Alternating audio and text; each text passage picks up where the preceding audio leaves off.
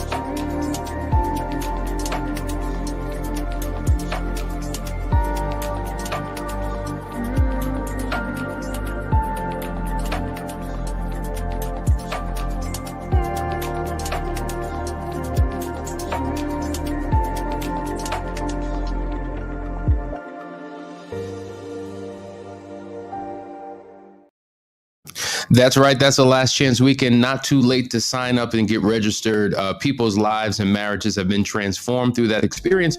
And we want to make sure that you have the opportunity to have that done in your life and in your relationship as well. So the link is in the description. You can simply click it to find out more information and to register, or set up a discovery call so we could find out more information about you and how we could serve you. Good morning, Lakeisha. How are you? Good morning. Good morning. I'm good. How are you? Where on the planet are you this morning? I'm in New Jersey right now. New Jersey? That's my stomping grounds. That's where I'm from. I'm a Jersey kid. Oh, really? I didn't know. Yeah. What part of Jersey are you in? West Orange. I'm from West Orange. Are you serious? What are you doing in West Orange? Oh my goodness. Listen, I got a lot going on, but that's where I am. I went to West Orange High School. I mean, West Orange, that's home for me. That is Wow. crazy. But I'm glad you're in the land of the living. I'm glad you're in my home state. Stacy, I see you. What's going on, sis? Sean, I see you. I appreciate you for joining us this morning. Grace, all of the Heather, Debbie Thomas, I see you, girl. So listen, let's jump into the conversation. We have a lot of questions, or actually a couple questions, some through text. I'm going to start off with where we go. I had one. Just give me a second. Okay, Cassandra, here we go. Cassandra here. What kind of healthy conversation can I have with my betrayed husband when he wants me to watch a video with him entitled, "When Saying I'm Sorry Isn't Enough"? I felt video shamed. Yeah, well, listen, the fact is, it's not enough. I mean, I was the king of I'm sorry. I won't do it again. I'm sorry. And Danielle, at some point, was just like, I'm sick of your sorry. What was that movie for colored girls? I forget the full name. And remember, what was the name of that movie? Yeah, For Color Girls. For Color Girls, right. And I remember Janet Jackson was in the movie, and she was married to an undercover brother. And they were sitting on opposite sides of the bed, and he was just like, I'm sorry. And she was just like, I'm sick of your sorry. And she went into this long soliloquy about how his sorries meant absolutely nothing. And the truth is, they really don't, if it's not backed up by behavior, by a course correction, by a personal transformation in your life. Like, you have to demonstrate, I'm sorry. You have to demonstrate, please forgive me. You have to demonstrate repentance, which is to turn a different course, to go in another direction, and to never go back to where you came. So I wouldn't look at it as an opportunity to feel shamed, but maybe you should say, okay, you know what? If sorry is not enough, what is it that you would like for me to do to show my level of remorse, to show my level of care, to show my commitment to the relationship?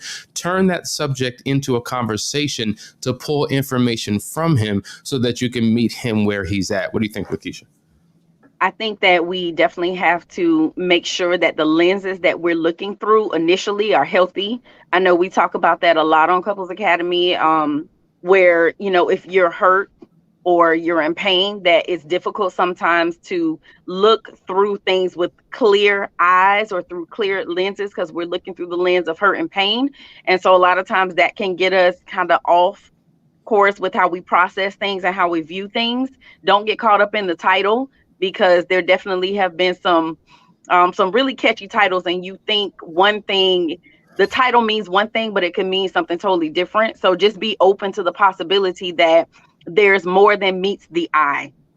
And again, with apologies, they do need to be sincere. I agree. They do need to be backed by behaviors that line up with your words, and definitely having that conversation about what is it that you need? What do you need more of? I think will be extremely helpful. So I agree 100% with that.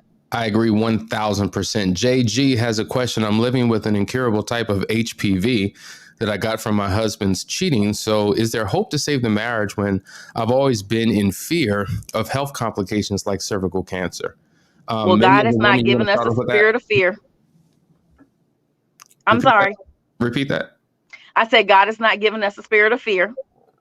So you definitely cannot continue living your life in a state of fear. I definitely understand why you would be concerned and why there is fear. However, this is not the way you have to continue living your life. We get to choose, right? It's all about how we think. It's all about our thought processes and what we're willing to release and let go of, and what we hold on to. So I definitely understand there's concern, but you get to choose whether or not that's something that you're going to continue to hold on to, or if that's something that you're going to release. So I'm not a medical expert at all. So I'm speaking in ignorance when I say this, because I'm not, I truly don't know. But I would imagine, if you two, because I'm hearing two different things. The question is there hope to save the marriage? And then the other part of that is, I'm always in fear of health complications like cervical cancer. I kind of look at those as two different things.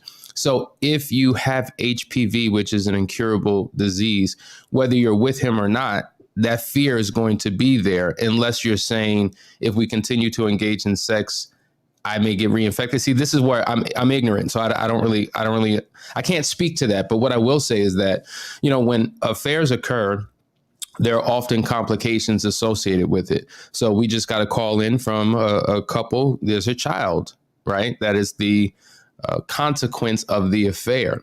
And that child will forever be in that person's life, in that couple's life. So the question is, can I stay knowing that this consequence is here? STDs is oftentimes a consequence of an affair. We've had many couples who have transferred sickness and disease and illness to their spouse as a result of being unfaithful. But in those cases, yes, the marriage can be restored. The relationship can be saved, or it cannot. It's really according to you. It's your will. It's what you choose to do. Certainly, it hasn't stopped other people from restoring their relationship, but it has stopped others. And so I think that one of the things that you have is the ability to make a choice, right? It's something that you two can overcome together. It takes a lot of conversations, a lot of prayer, a lot of understanding, a lot of accommodation, but it can be done because it has been done.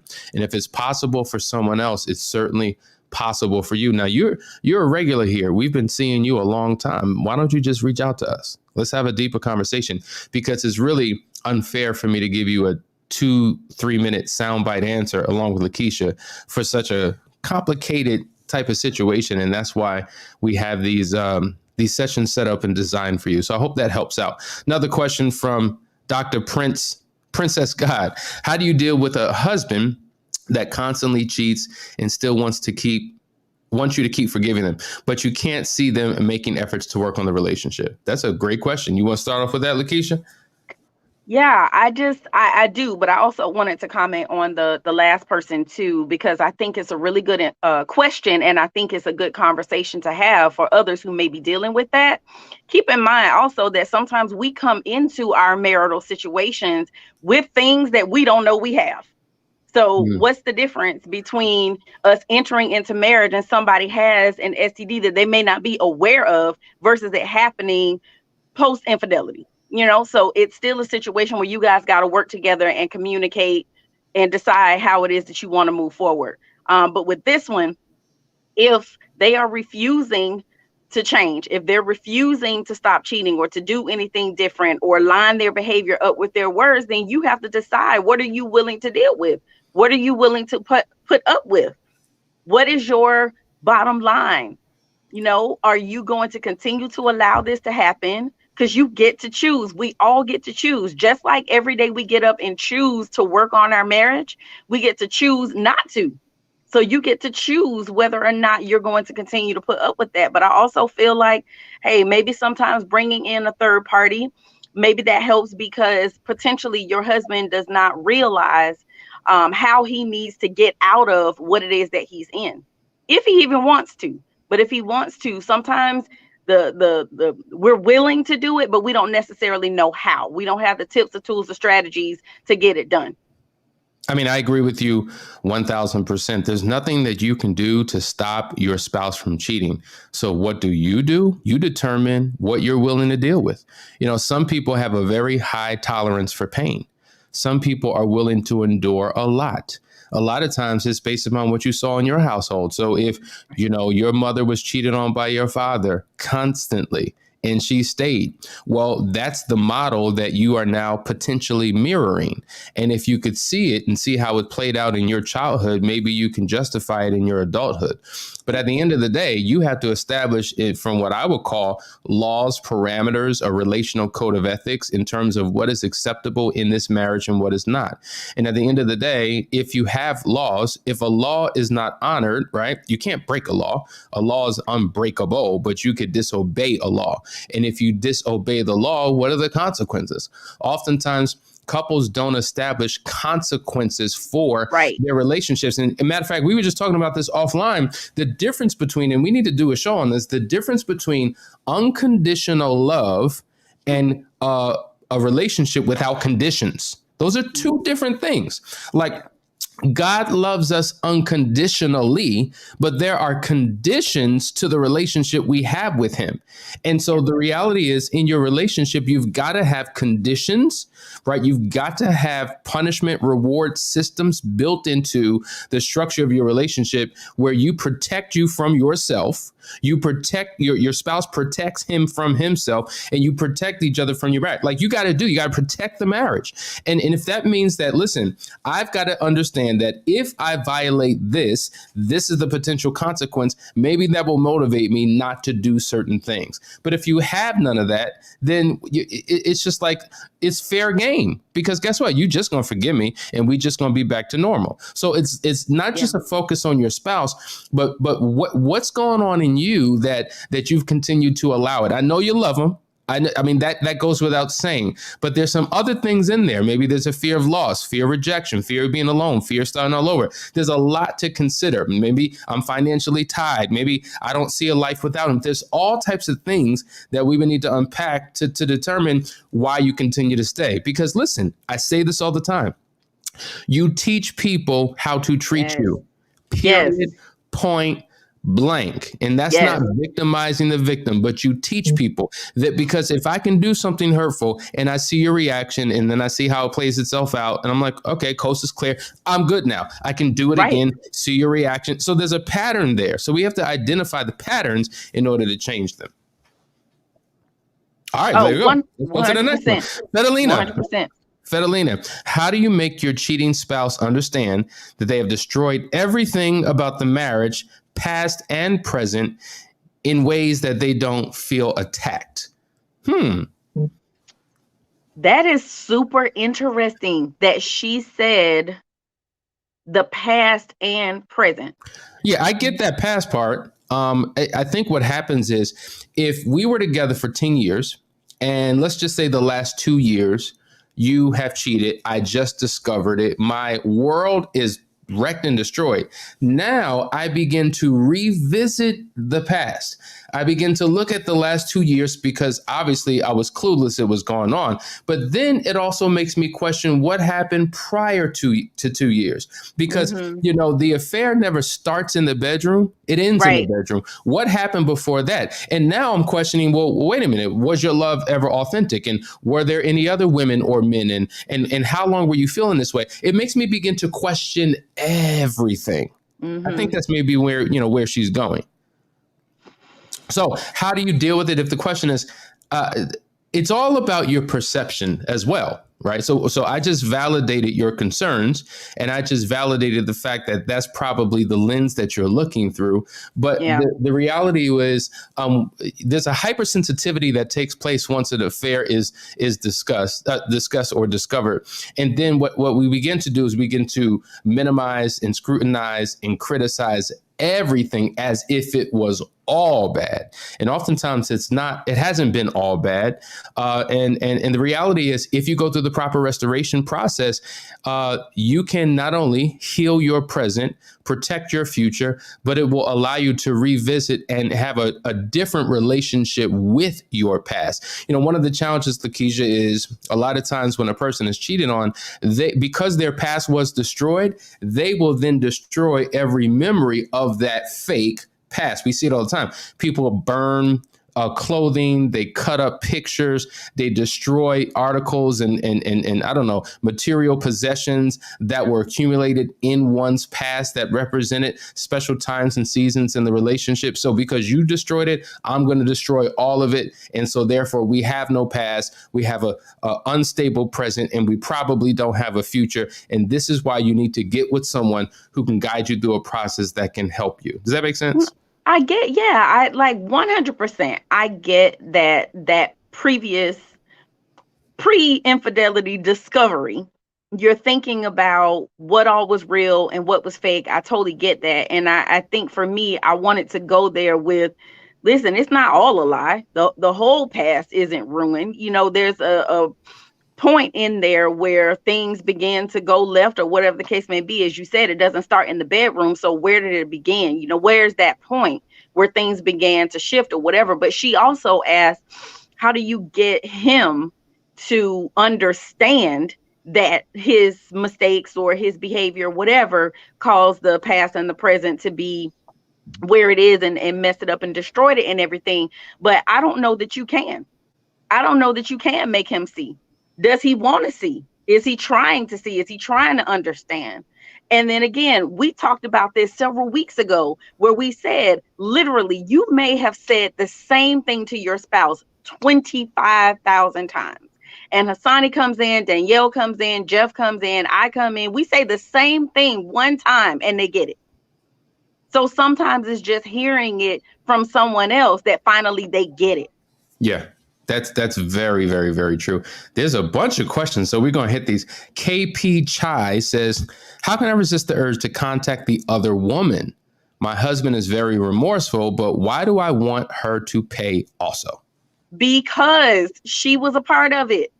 She was the affair partner, right? They were in it together. And it feels like the two of them got together and had no concern, care, regard, anything for you.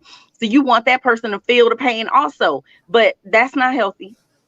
There is no reason for you to reach out to that person because it's not about that person. It's about you and your spouse. Whatever was going on between the two of you is what even opened the door, created an opportunity or space for this third party to come in. So it has nothing to do with that person and everything to do with you and your husband identifying, or you and your spouse, because I'm not sure if it was the wife or husband, you and your spouse identifying, how did we get to this space? And it's not about that other person. So yeah, it's in there. That urge and that desire is there. But I urge you not to act on it because, again, it has nothing to do with that person. And they're not going to give you what you think you're going to get.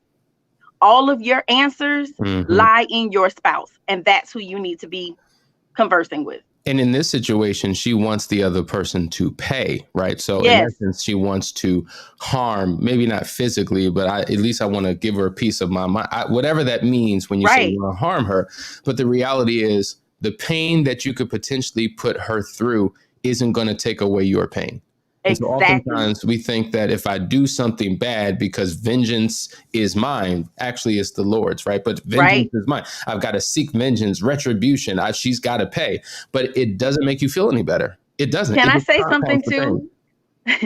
Listen, as you said, vengeance is not mine, it's the Lord's, right?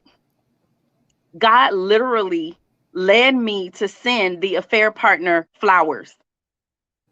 Wow. And I was like, what? Do what, God? Are you serious? But that's what I was led to do. And when I tell you there's so much freedom in releasing and letting go, and again, just releasing that other person, because I recognize it had nothing to do with this person and everything to do with what was going on with us. Do you hear that? She sent the affair partner flowers. Man, Lakeisha, I had a client who actually sent the affair partner a forgiveness letter. Wow. Okay. So these are the average person will look at flowers and the forgiveness letter as absolutely insane, backwards. I will never, ever, ever, ever, ever, ever, ever do that. But to me, as crazy as that looks and sounds through natural lenses, it had to be something supernatural. I mean, God had to tell you to do that, but it speaks to your obedience. It speaks to your submission. It speaks to your ability to forgive and release. Well, who is the forgiveness for? It's not for the other person. It's for me, right? You know, we feel like it's, if I don't forgive this person, then I'm holding them in this space of pain and it's power and it's control and it's trying to get back at them and it's vengeance. But really the person who you're hurting is yourself. That is, you know what? Wow. That's powerful. I mean, if you guys don't mind, I think that right there, that's a bomb drop. That is a bomb drop. All right, let's get to the next question. How do you deal with grieving the loss of a mother and also trying to find ways to make the marriage work? It is just being tough dealing with both things together. Yeah, I can understand that's a heavy weight that's put upon you because you're grieving your mom. You know, I had a client in Canada and her husband died and we were dealing with the fact that now that the husband's gone, she had to now take the helm of his Fortune 100 company.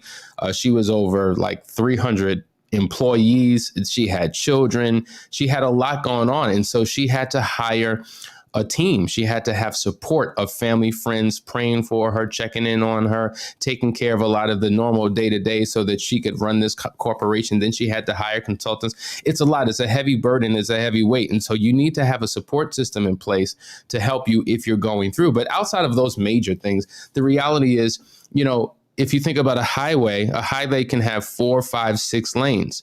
One lane is marriage. One lane is children. One lane, my mom, the grieving of my mom. One lane, work. One lane. So there's many things that you're doing all at the same time. And what happens is when we're faced with crisis, we completely come to a stop and only zone in on one thing. And all those other lanes, all those other responsibilities aren't given the attention that they need, and then things start piling up in other areas of your life.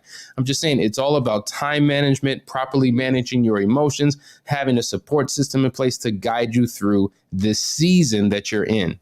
Yeah.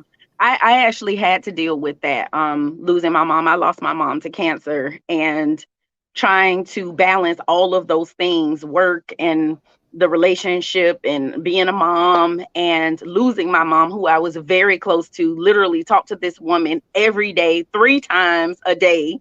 It was very difficult losing her and still trying to balance everything else. But as Hassani said, time management is everything. I knew that I had to set time aside to grieve. I couldn't just be for months and months and months in bed, not doing anything. Like, I knew that was not an option, but I did give myself time where it's like, you know what, today is going to be a mental health day. Today, I need to just focus on my mental health today, my emotional health today, because this is a huge loss. It's devastating when you lose a parent. So, you definitely have to allow yourself time to grieve and go through that process, but also finding that balance between grieving and still making sure that you don't neglect other things in your life, because then that adds extra layers of stress. Absolutely. We have so many questions. Lakeisha, when you have to go, I respect that. I'm going to stay on long. I know you got to go. I do have a client. You're going to dip out on us right in the middle of a show, Lakeisha? For real? Really, though? That's what we doing today? No, I'm playing with you.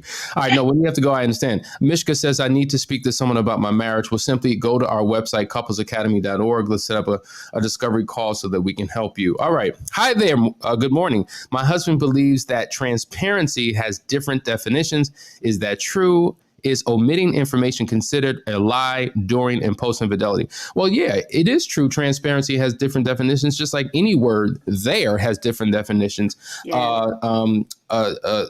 Jump has different definitions. Any word will have a variety of different definitions to it. So that's true. But I think the question is omitting information considered a lie? And is the cousin of a lie? Absolutely. There is omitting truth. There's giving a false impression. There's sharing pieces of a story. It's completely lying. They're all cousins. But at the end of the day, it's deception. And whenever you're engaged in deception, what it does is it creates an insecurity within you and in the marriage to believe it's possible that they will ever live a transparent life. And see, this is what causes people to really struggle with moving forward. It's not what happened in the past solely.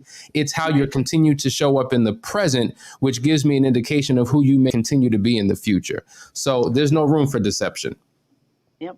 Agreed. Right, let's go to the next one because there's a lot. Nina says, last year, my husband and I had an explosive argument on his birthday. I struggle with forgiveness, and as his birthday gets closer, my anxiety grows. How can I truly move past last year? You want to jump in or you want me to take this? Well, I'm biased because I know her, so you jump in. Oh, okay. Well, yeah. So it's a trigger, right? So for some people, days are triggers, holidays, D-Day, colors, smells, whatever the case may be. And so if you struggle with forgiveness is something that you have to work on. I talk about this all the time. You have to become a student at the very thing that you struggle with. So if you're weak in that area, the more you study it, unpack it, and walk through a process of change and transformation, you become better at it. Like, it's hard to forgive the big things if you struggle to forgive the small things. So forgiveness is like a muscle that you can continue to work. You got to do reps, you got to do sets, and then you add more weights on it. You can forgive bigger things. And I think that it is a process. One of the things that we work with when we're dealing with counselors, we dealing with counselors, when we're dealing with clients, excuse me, we talk about the obstacles that keep people from being able to forgive, because forgiveness, to the other question, has many definitions. But guess what? We've added our own definitions on top of forgiveness. We put our own ingredients in there. And oftentimes the ingredients we put into this thing called forgiveness makes it impossible for us to forgive, because many of us don't know what it truly means. If I still feel some type of way, does that mean I haven't forgiven? If I still think about certain things, does that mean I haven't forgiven? Like, we put all this stuff in there that keeps it from being what it is. And if we strip it down to what it actually is, it may give you the belief that maybe I can do this. Maybe this is a journey I can take. Those are my thoughts on that. Lagish? Yeah, well, forgiveness, I love that you said it's a process, because it is. And oftentimes one of the most difficult person to forgive is ourselves. So there may be times that we've actually forgiven someone else, but we haven't forgiven ourselves. And it looks like you haven't actually forgiven that other person. So it's definitely a process. We do have to learn how to forgive others, but we also have to get really, really good about forgiving ourselves. Because for me, from what I hear, it sounds like she hasn't fully forgiven herself for her role in whatever that argument was. Yes, good point. Next question. Coming into a marriage and not aware of an STD is a little different than contracting one within the marriage, because that means somebody cheated. And before we get married, I'm definitely going to see if they're good down there. This is a valid but everybody doesn't. Everybody doesn't. I definitely did. But everybody does not do that. They don't go and get tested before they get married. And so I just want to clarify with that. It is different. But what I am saying is that there's more weight and emphasis put on it because it happened during the marriage. And I understand that, but you still have to work through it. That's the only point that I was making. If you have this STD coming in and you're unaware versus you having it, somebody cheated, you're still unaware until something comes up. You still have to work through it. It's still a process of healing and recovery and forgiveness. But I do have to go. So, all right, sis, good to see you. Next question is, where do you post the question? Right here. Exactly where you posted that question. So if you have another question, post that. Would love to hear from you. All right. How do you move forward from a husband cheating and still working with the woman he cheated with and every day worried about if it's still happening? Yeah, this is the deal, guys. When we take you through the recovery process, one of the things that we talk about is how do we protect the marriage from it happening again? How do we do that? Okay. And so we have to put certain rules and laws and principles in place. And a part of that process is terminating once and for all the relationship or the interaction that one has with that affair partner, to make sure that it's completely done, because that gives a partner a sense of closure. But when you work with them every day, work is a trigger. And so the question is, do they work in the same building? Do they work in the same department? Do they work in the same floor? Are there cubicles next to each other? Is an ongoing interaction that they have in order to do their job successfully? Well, that is a trigger. And so it requires you having some courageous conversations, and you have to make some really difficult decisions about how you move forward. And at the end of the day, people have done many things. They have relocated to other locations. They have quit their jobs and started one anew. There's been all types of things. But listen, if he stays, there's got to be a serious lifestyle of openness, honesty, and transparency to help you deal with your emotions. And there needs to be someone that he is held accountable to. I don't know if someone on the job knows, if the boss or the supervisor knows, but if they do know, if it's kind of got out, that person can also serve as eyes and ears to make sure that there's distance and separation and that they only deal with each other professionally. But it's all case by case. And so if you're struggling with what your next step should be, you really need somebody who is emotionally detached from the both of you to guide you through a process where you're now on the same page on how to deal with that, because that is a difficult situation. All right, Marie says, my D-Day was 5 months ago and I still don't have full disclosure because he thinks it will change the way I see him. Is it possible to heal without knowing everything that happened? Well, let me just say this. You will never know everything that happened. Even if you have a full disclosure that goes tremendously well, you will never know everything. And what I mean by that, sometimes we get so into the details. Like, for instance, if I was fully transparent and revealed everything about my affair, but I forgot to tell you, we went to that McDonald's probably 8 months ago, and we had a meal, and I did not tell you. Either it didn't come to my mind and I forgot, or I didn't think it was, worth telling, because in the grand scheme of things, what difference does that make, right?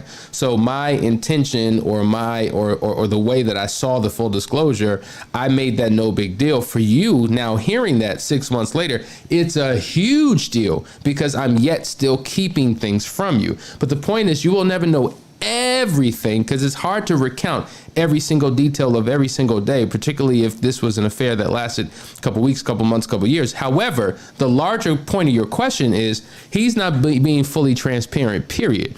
And so how could I heal and move forward if he won't be honest with me? And it's very, very difficult. We say this all the time. It's like pieces of a puzzle. You have a box with a puzzle in it, and you have the cover of the box. You know what that puzzle is supposed to look like. There's 100 pieces in there. You put it together. Took you a couple hours. Boom, you can move forward. But if someone gives you a puzzle and there's no cover on it, and you have no clue what this thing is even supposed to look like, then the box says that there's 100 pieces, but you only have 65 pieces in this puzzle. So not only do you not know what it looks like, you don't know what you're putting together, you don't have all the pieces, there are these gaping holes in it, which should have took a couple hours to complete. Months go by, years go by, decades go by, and you're still not in the know. And does it affect you? Absolutely. This is why full disclosure is the necessary first step in the recovery process. And as painful and as uncomfortable as it may be, it is critically essential, because when you finally get the clarity, then you can get a little bit more closure. It can help restore a little bit more trust, and it leads to a little bit more healing. Then you go to the next step. The next step gives you a little bit more closure, a little bit more healing, a little bit more trust. Then you go to the next step. So one step leads to the other. And oftentimes when people are trying to do things on their own, they don't know what steps come first or second. And so it just becomes a cluster of a bunch of stuff that we're trying to do on our own, and it's not working. And this is why you need to have somebody guide you through full disclosure. That spouse may not feel comfortable, may not feel safe, may still feel scared, looking at all the consequences of what may happen if I tell. So they're not telling. And so what I'm saying is, there's certain things that you cannot DIY. Do it yourself. And your restoration process requires someone else. All right, another question. Excuse me, guys. How do I find help even after going for counseling and accountability a whole year? Barely after a year, there's a repeated infidelity. Is creating the boundaries not termed wickedness? I'm just scared. Is creating the boundaries not termed wickedness? I don't understand what you're saying, but ultimately, you've gone through a year of counseling, you've been a part of support groups, and yet he still continues to cheat. Well, we need to figure out why that is. Why, after all of that information, all of that support, all of that guidance, he continues to slip back into old patterns and old ways. Here's the reality, folks, and this is what I think we need to understand. Some things we can't put a stop on. Some things we can't put a stopwatch on and say, all right, already did that. If during that year he was honorable, had integrity, and was faithful, and then for whatever reason, your support, your accountability, your counseling comes to an end, and then a person reverts right back into those old behaviors, maybe that's an indication that you need this as a permanent fixture in your relationship. Does that make sense? Because just because I went through a process doesn't mean that I can do without that process. That process created support and accountability. There was a standard that I was maintaining while I had it. And now that everything's gone, I struggle to function on my own. So some, dare I say all, like even when you do traditional counseling, right? Say you're going weekly. Well, even when things are good, you should never officially stop. Maybe you go from once a week to every other week. Every other week to once a month. We have several couples that we work with. We do monthly sessions because we're using them as check-ins. Hey, how's everything going this month? What's going? No crisis, no issues, no infidelity, but they say we love checking in with you just to make sure that we are staying on the right track. That we're holding each other accountable, that we're doing all the necessary things. Hey, we did have a situation. Can you help us with this? Or is there any new insight that you can give us to take our relationship to the next level? So I think a lot of times we look at counseling like something's wrong, it needs to be fixed, as opposed to this process of counseling and coaching as just a necessary fixture in our relationship to ensure that we continue to remain in a great space. So I hope that answers your question. How do you restore marriage when you have moved out of the home and the other person says that he wants to work on it, but he's not doing anything to restore it? I moved out because he did not want to come home at night. He ran the streets. And that's the reality. This is, if you moved out, I wonder, do you both have clarity on what the purpose of the move out was? You know, as we've talked about, there's a major difference between a separation and a controlled separation. If we're just moving out and we're in different places and, you know, there's no clarity, there's no rules established in terms of what we're going to do when we're on our own by ourselves, if there's no schedule in terms of when we connect, how we connect, and what we're working on, if there's no agenda, if there's no plan, then eventually a separation can lead to, hey, I'm good now. You good? Hey, I'm actually liking this. I'm enjoying my freedom, my new life, and I'm not motivated. Matter of fact, I met somebody, and, you know, I'm good. So why don't we just, you know, close this thing up and move? That's a divorce, as opposed to a controlled separation where you're working on your marriage, but you're in your own individual space because maybe in that household, it's abusive. It's just, there's too much negative emotions. It's just not a safe, comfortable environment that will allow you to properly heal and restore the relationship. So when you take a break or a timeout or separate, it should be for a specific period of time, and it should have a specific agenda attached for the purpose of coming back together. And if he's not willing to do the work, then he's showing you what he really wants. See, understand, folks, there's a major difference between wanting your marriage and wanting your relationship. Some people don't want to leave the marriage, right? So they'll do wrong, but continue to say that they want the marriage. Why? Because there are certain privileges that comes along with being married. The relationship is something completely different. How many people do you know who are married and have no relationship? How many people do you know who are married and have relationships with other people? Well, the reality is, in order for the marriage to be maintained successfully, you have to do what? Work on the relationship within the marriage. And so if that's not being done, then we need to start having other conversations. Hope that makes sense.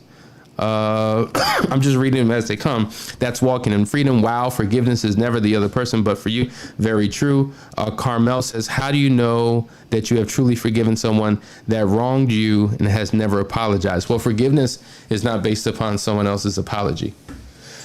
It's just not. It's always better that way. You know, when we talk about this, a phenomenal book, Why Should I Forgive, by Janice Abrams Springs. Why should I forgive, or why should I forgive you? And it talks about the 4 different types of forgiveness. It talks about the refusal to forgive. Then it unpacks what cheap forgiveness is. Then it explains acceptance as a form of forgiveness, and then genuine forgiveness. So obviously the refusal to forgive, we know what that is.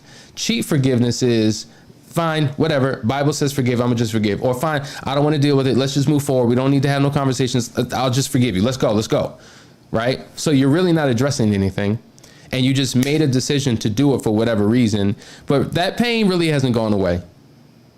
The thoughts, everything ruminating in your mind really hasn't gone away. So it's really not forgiveness.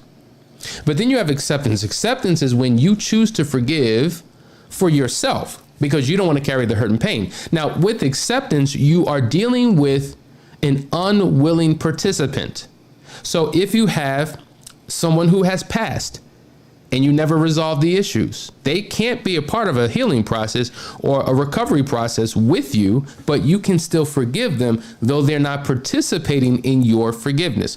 If you're married to a spouse who is unapologetic, who hasn't shown any remorse, who isn't doing the right thing, they haven't asked for forgiveness, you can still engage and embrace the process of acceptance and forgive them for your own good. Now, understand, this is why we need clarity, because I can see already people are having a problem. How am I going to forgive somebody for somebody who continues to do dirt? Well, we're not talking about forgiveness in and of itself as a standalone issue. There are other things that you have to attach to that. Fine, you're going to continue to be who you are, stuck in your ways. You're not remorseful. You're not repentant. You didn't ask for forgiveness. I'm going to forgive you, but guess what I'm going to do now? The dynamics of this relationship change. Because until you become repentant, I'm not going to show up in this relationship the way that I always have, because what I'm doing is I'm rewarding you for the same bad behavior. And as I said, we teach people how to treat us. So if you continue to do and show up and be for him the way you always have when he was doing wrong, why would he ever be motivated to do right? This is why I said, you can love someone unconditionally, but your relationship, your marriage should have conditions within it, period. And sometimes saying that is not enough. You need the strength to be able to do that. All right. Yes, I feel you. I lost my mom 2 months ago, and I was so close to her, and having so much issues with marriage as well. But thank you so much. Well, great. I hope that helped and gave you some insight. Thanks, Asani. You just answered my question about when you're in business and he's away or aware of his responsibility because of the infidelity. Excellent. Thank you so much.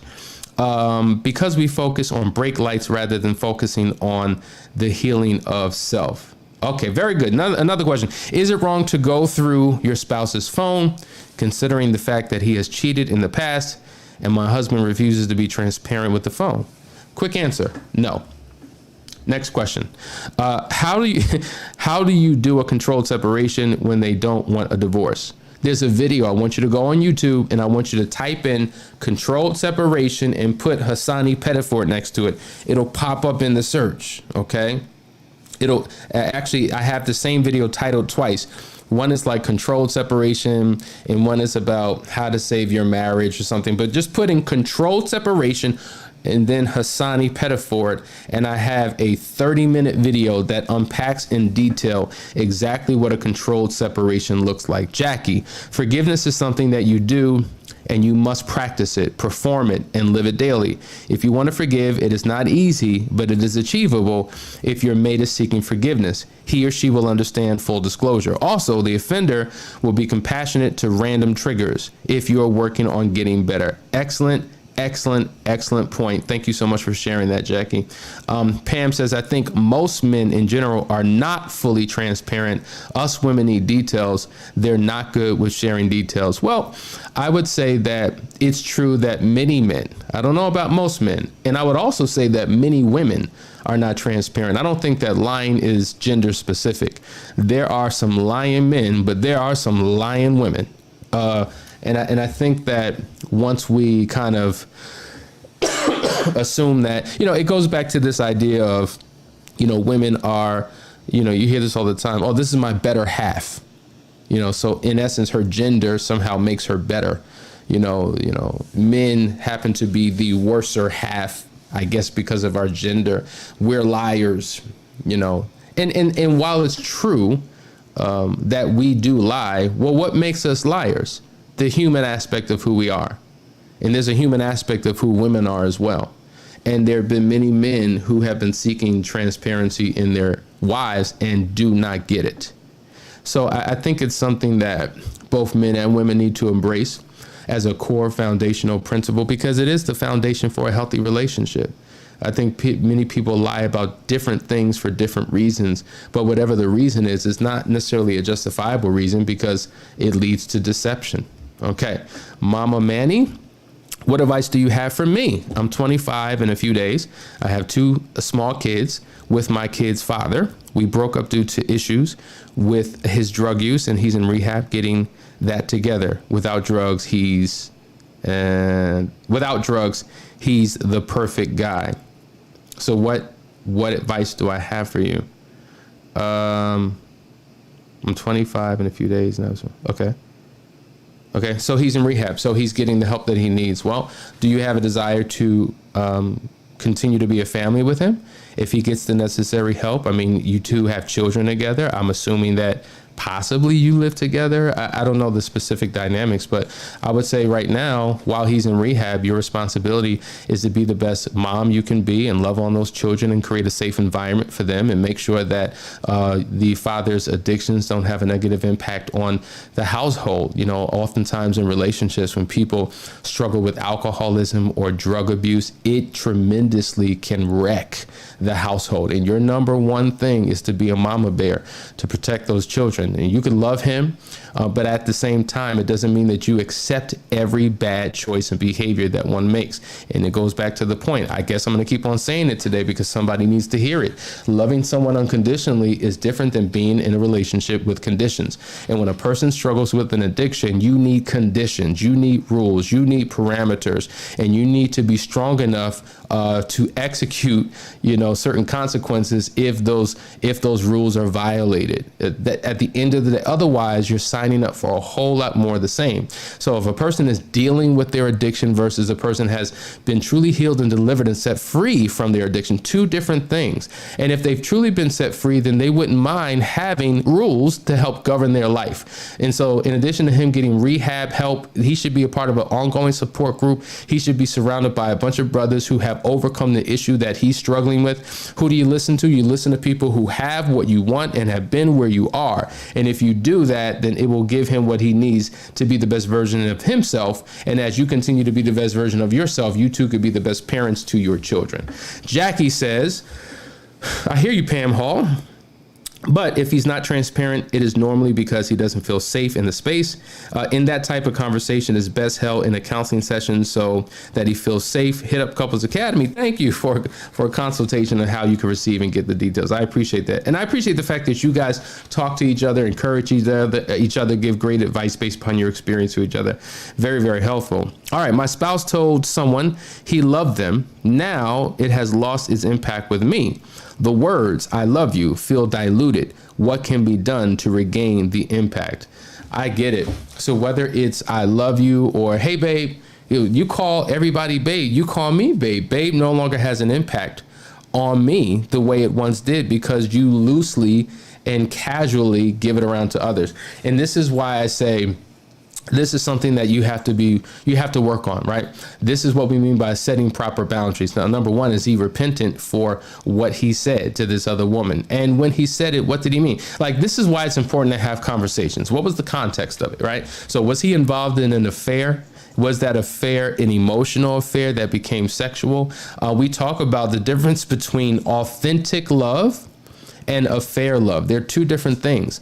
Affair love typically leans more into eros type of love, which is that infatuation, highly emotionally intensified, lustful type of love. That's not a authentic, genuine type love. I think it's important to, if that word is polarizing now, and if there's a trigger attached to it, you have to take more time to have conversations about the usage of that word, what he meant by it, what the context was, to help you to begin to understand if that was a different type of feeling and expression than what he's had and does have for you in the marriage, and to really walk it through. And maybe you create a different word now, because if that word is a trigger, well, let's create a word that doesn't trigger you, that you can receive and you can embrace, that is authentic to how he truly feels about you. But my question is, are you getting help? Are you working with somebody to help you both deal with that?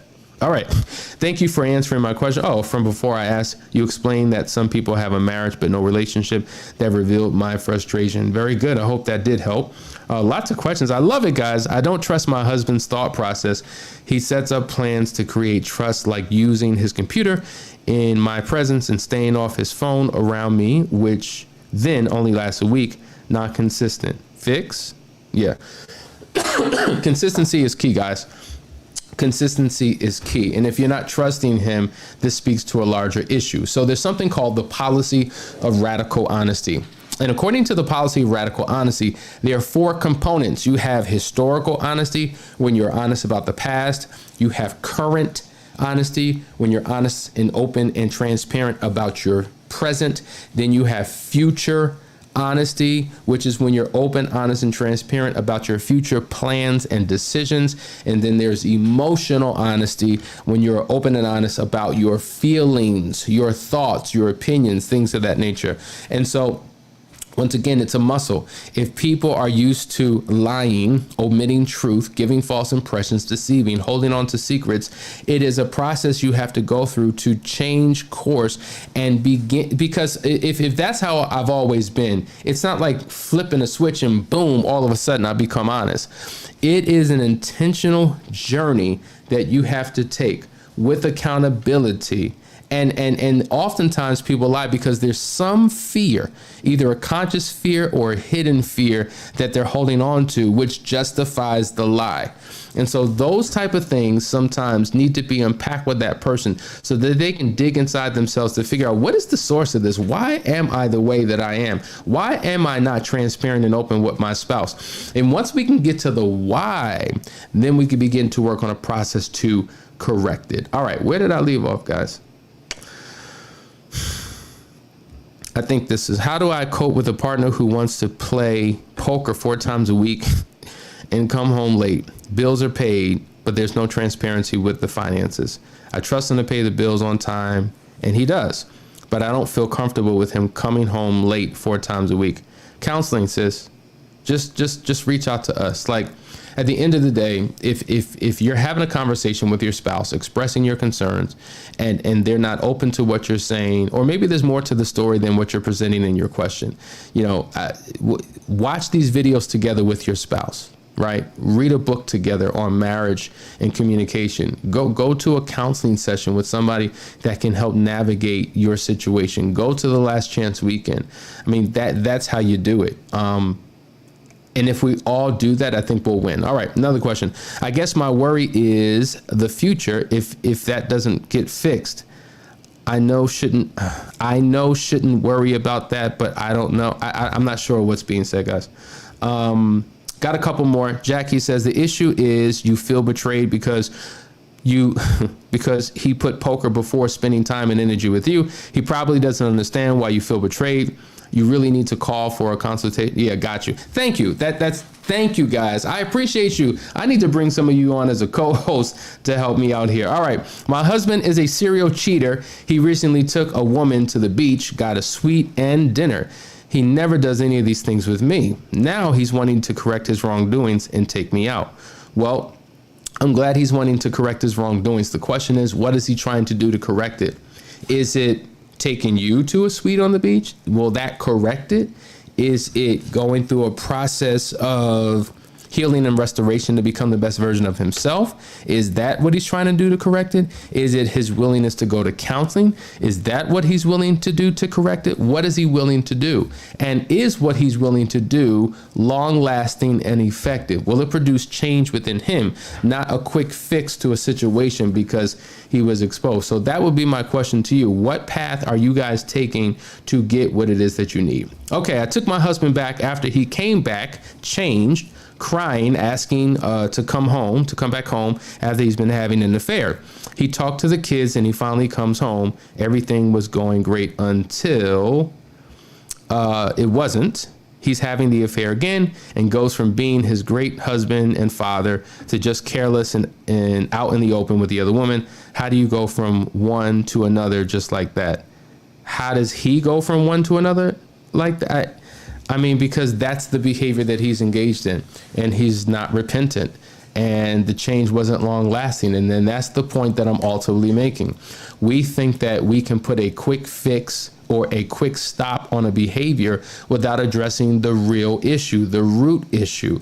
Guys, just because I make a promise that I won't do something again, just because I cry and I'm emotional and I feel bad about what I did, doesn't mean that I've actually changed. Right now, the circumstances have changed. And in my current circumstances, I'm not involved in an affair. because that's just the situation now. But me, I'm not changed. So guess what? If I continue to revert back to old patterns, old ways, thoughts that got me into this situation in the first place, I'm going to eventually wind up in a similar circumstance with another person. And guys, I'm telling you, if you were just to truly listen to what we're saying, okay? And I'm going to say it again. Number one, get counseling, get help. Somebody who's qualified and has the experience and expertise to guide you through a process. Number one. Number two, I keep hearing the same messaging. You know, what can I do because he won't? What can I do because he won't? If you're really interested in what you can do, reach out to us.